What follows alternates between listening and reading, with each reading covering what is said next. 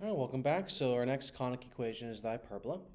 So the hyperbola is going to be an equation that looks kind of like this right here. Looks like you have two parabolas going in opposite directions. And we've got a bunch of stuff that helps create this shape, and that's what we're going to discuss over the next couple slides here.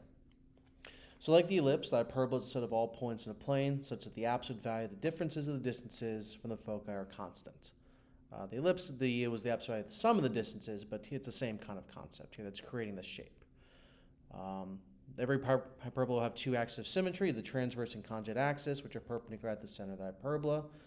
We don't call them the major and minor axis anymore because unlike the ellipse, where the major axis was bigger than the minor axis always, and that was based on whether it was elongated horizontally or vertically, the hyperbola, the two axes can be the same lengths. You could have the transverse greater than the conjugate, or you can have the conjugate greater than the transverse, which means, unlike the ellipse, the values of a and b don't have to have it a always bigger than b. Now, some of the special points, you have your foci obviously lying on the transverse, vertices also lie on the transverse, whereas the covertices lie on the conjugate axis. So sometimes they will refer to them not as vertices or covertices, but endpoints of transverse and endpoints of conjugate axis. It's the same thing, so just recognize your terminology. And then there are asymptotes that go through the center of the circle, the hyperbola, and go through the rectangle that's being created by the transverse and conjugate axes. And those will help govern this overall shape of the hyperbola. So important things to copy out are these formulas right here for recognizing your standard form. Very similar to the ellipse equation. Biggest difference is there's the minus sign in between the two fractions rather than a plus sign. You'll notice a squared is always underneath the positive fraction, and that's like we were talking about before. A does not have to be the bigger value, it just simply has to tell you the direction we're going in. All right, so foci is based on C, vertices is based on A. The asymptotes are linear lines, so the equation right there is your point-slope form of the equation of a line. Your point is the center, and your slope is either B over A when it's horizontal, or A over B when it's vertical. And then finally, A, B, and C are all related to each other based on your Pythagorean theorem. This one's a more classic Pythagorean theorem. It's a squared plus b squared equals c squared. So it's not the ellipse one where you had to recognize that was b squared plus c squared equals a squared. Here it's your classic A, B, and C setting up. So when it comes to writing the equation of the hyperbola, I'm going to go through a couple examples of this. You need to identify the center and the values of A and B. And then once you figure that out and the orientation, horizontal versus vertical, you can fill the information into the standard form equations from that previous slide and write what you got. So we're given the vertices and co-vertices. So similar to with the ellipse, you'll notice the vertices have an unchanging value, so do the co-vertices, and that unchanging value is your location of the center. So it's at 3, -7. Value of A is found in the same manner it was again with the ellipse. How far is the center from the vertices? So -3 minus -7 gives you 4. So A squared is 16. And then B is the co-vertices, so it'd be 18 minus 3, which is 15. 15 squared is 225. So right off the bat, we're showing an example where the value of B is greater than the value of A. And again, you'll have all three scenarios. A and B the same, A bigger than B bigger than A. Just trust that you did the process correctly. It does not have to be A, it does not have to be the larger set value.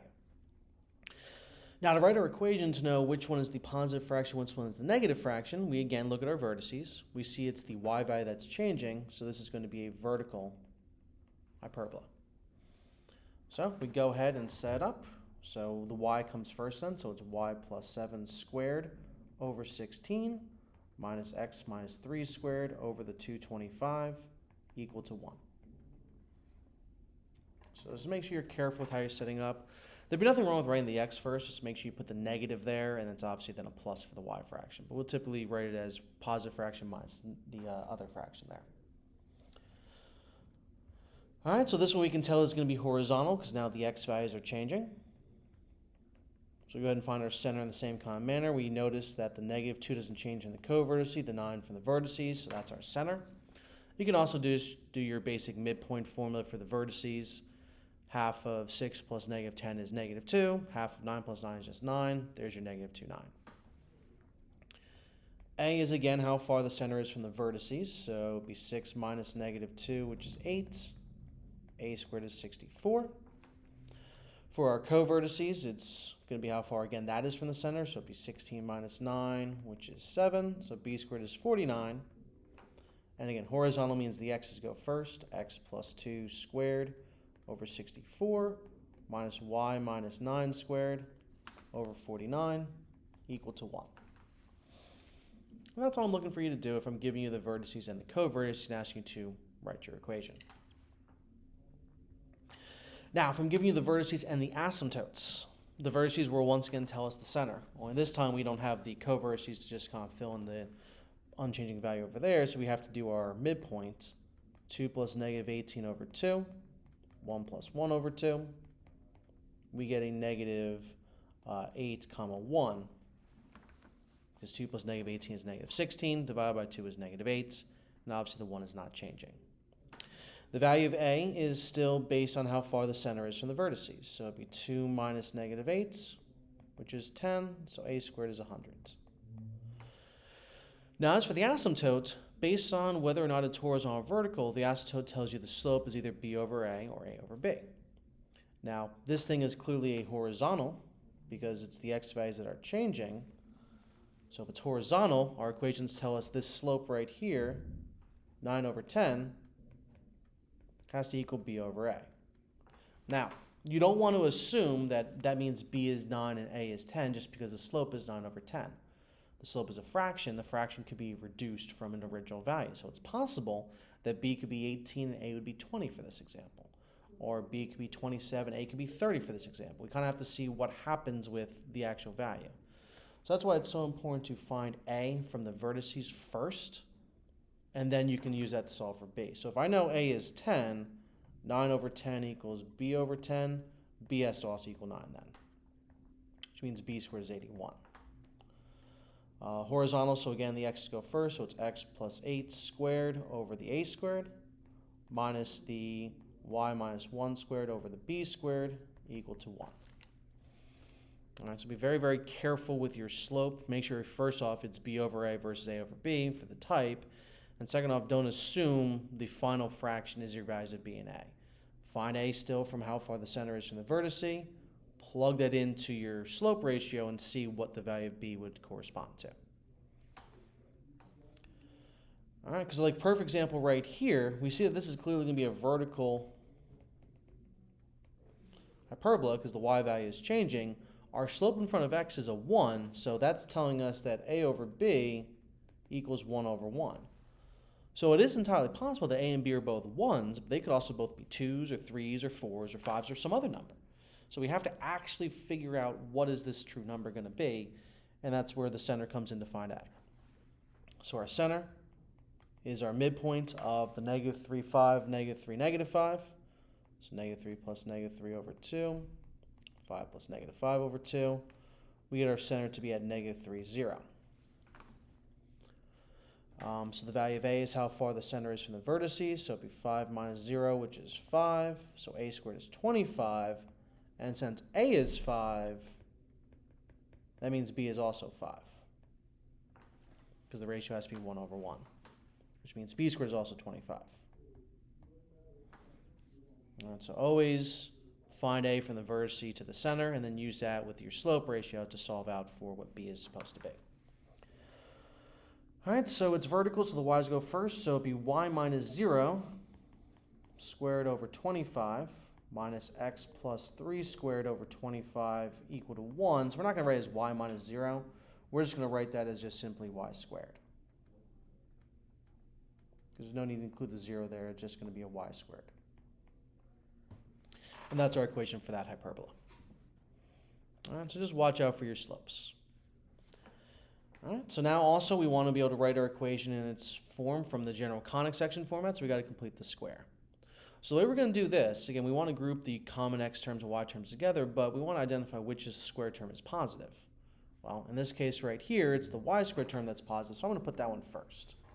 So I'm going to have y squared plus 2y, that grouping, and I got to take out the negative 4 from the x's, so that'd be x squared plus 10x then, and then 135 on the other side there. Filling in with completing the square, 2 divided by 2 is 1, 1 squared is 1, and we balance on the other side. 10 divided by 2 is 5. 5 squared is 25. And then we balance on the other side a negative 4 times 25. Because the negative 4 is in front of that expression. So this becomes y plus 1 squared minus 4 times x plus 5 squared. The 4 times 25 is 100, so we get 36 on the right side. And we divide everything by 36. Giving us y plus 1 squared over 36, and then minus x plus 5 squared over 9 equal to 1. So same as we did for the ellipse, going through our completing the square process, being careful to factor out the common number in front of the, whether it's x squared or y squared term, and going from there. And again, we're trying to put the positive one first, so we have it in that proper format. We recognize this would clearly be a vertical ellipse because the y fraction is positive. All right, so here we see that the x fraction, the x is positive here, so we're going to factor the 4 away from the x squared and the 80x. I'm going to fill that blank in. We factor the negative 25 away from the y squared and the 50y, so that's why it's a minus 2y there. Then we subtract over the 275. So to fill in the blanks, 20 divided by 2 is 10. 10 squared is 100, so we're balancing with 4 times 100 right there. And then negative 2 divided by 2 is negative 1. Squared is positive 1. So then we're balancing with negative 25 times 1. So we get 4x plus 10 squared minus 25, y minus 1 squared equals, so this is 400. This is a negative 25. We get a positive 100 there that we then divide again everything by 100. So we get x plus 10 squared over 25 minus y minus 1 squared over 4 equal to 1. So it really just comes down to, are you comfortable with your completing the square process? If you are, then go through it. All right, those are your different scenarios I'm going to look for when it comes to writing the equation of the hyperbola. The rest of it is now graphing the hyperbola. So graphing, we're going to be looking for the center, vertices, covertices, and asymptotes. You'll be also asked to find the foci, but it's not going to be necessary to plot to graph. You will need the vertices and covertices, though, to make your shape. You'll plot those vertices and covertices, create a rectangle connecting those 4 points. You'll then plot the center. The asymptotes will then be drawn as a diagonal going through the center of that rectangle, and then you're going to extend all the way through the graph so you can properly show out your image. So let's see what that looks like. So we're given our information right here. We can identify this is clearly going to be a horizontal hyperbola because the x fraction is positive. Our center is at 1, negative 2. Our value of a is going to be 7. Our value of b is going to be 4. When it comes to the foci c squared, we're going to do 49 plus 16, which is 65, which when we square root that, doesn't go nicely. Can't reduce any further, can't simplify any further. All right, so our vertices, since we're talking about horizontal, we are adjusting the x value by a, so it's 1 plus or minus the 7, comma 4. When we add 7, we get 8. We subtract 7, we get negative 6. So it's 8, 4, negative 6, 4. For our covertices, we are adding, subtracting b now from the y value. So it'd be 1, comma negative 2 plus or minus 4. We get 1, 2, and 1, negative 6. Foci, like with the vertices, we're adding, subtracting c now from the x. Because it's a radical, we leave it alone. Can't do anything else with that, plus we're not going to plot it anyway. And as for the asymptotes, so our asymptote equations, we're going to have y minus k, so it'll be y plus 2. Horizontal, it's b over a, so it's plus or minus 4 over 7, and then x minus 1. And we can leave it in that format right there. I don't need you to split it up and write out the 2 separate equations, nor do I need you to write them into y equals mx plus b. Because while we are going to graph the asymptotes, we're going to use the center, we're going to use the rectangle that we create to draw the line of the asymptote. We're not going to go and try and actually draw out that line. So we go ahead and identify our centers at 1, negative 2. Our vertices are at 8, 4. I don't know why I wrote 4. That should be 8, negative 2.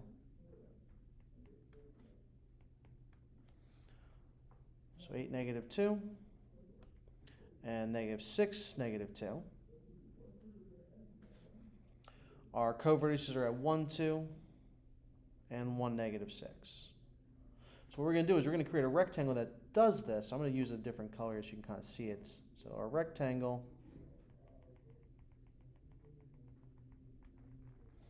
use those points. They're not like connecting them as straight lines, but you're creating the rectangle where they're like midpoints on the sides. So that's our rectangle. And then our asymptotes is just going to go through the center and the diagonals of the rectangle there. So it's going to be kind of like this. And on the other side, same thing.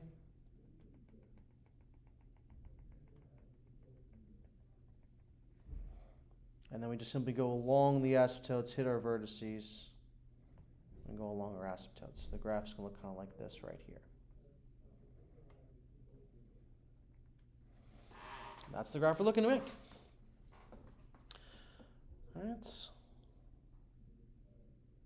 it's all about just simply applying the vertices, creating the rectangle shape from the co-vertices and vertices together. Asymptotes will go through the diagonal there and extend through the graph, so we don't have to, and again, that is the graph of the y plus 2 plus or minus 4 7 x minus 1. If you actually were to go through that full process, that's exactly what you're creating. That's why the rectangle is so nice. All right, so that was our horizontal one. Let's talk about a vertical one. So here we include this one is vertical because the y value is the positive fraction. We can see our a value of a would be 3 because a squared is 9. Our value of b is 6 because the b squared is 36. And then c squared would be 9 plus 36, which is 45. This time when we square root it, it's still not perfect, but we can simplify to 3 root 5. So always make sure you simplify your radicals anywhere you have them. If it happened to be perfect, awesome. Since it's not, then don't stress over it. So our center is -1, 2. And then so our vertices, we are adding subtracting a to the y coordinate because it's vertical. So it's -1, 2 plus or minus 3. That gets -1, 5 and -1, -1. Co-vertices, we add and subtract b now from the x, the opposite of the vertice. So -1 plus or minus 6, comma 2. So we would get a positive 5, 2, and then a -7, 2. And then our foci, same as the vertice, and subtracting the c value to the y coordinate, so it's -1, comma 2 plus or minus 3 root 5. If c is ever an integer, then you can actually evaluate that as the 2 separate coordinate points, but since it's a radical, just leave it in that format. Your asymptotes, if it's vertical, it's going to be still y minus k. But now instead of being b over a, it's going to be a over b. So plus or minus 3 over 6 becomes 1 over 2, so it's plus or minus 1/2. And then your x plus 1. All right, so make sure you're careful when you're setting up your slope there, and make sure you're always reducing that. So we go ahead and plot all our information. We recognize again our centers at -1, 2. Vertice at -1, 5, -1, -1. Co-vertice at 5, 2, and -7, 2. So we go ahead, I'll stick with red this time. We create a rectangle.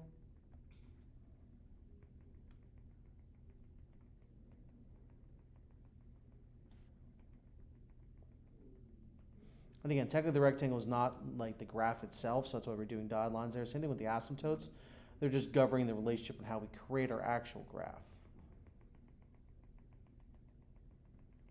So we do our asymptotes through the diagonal of the rectangle.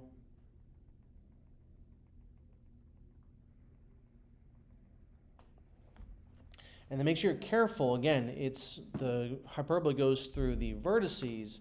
So the vertices are the top and bottom here because it's a vertical one. So we're going to draw it like this, rather than on the sides there when it would be horizontal. And there's our graph.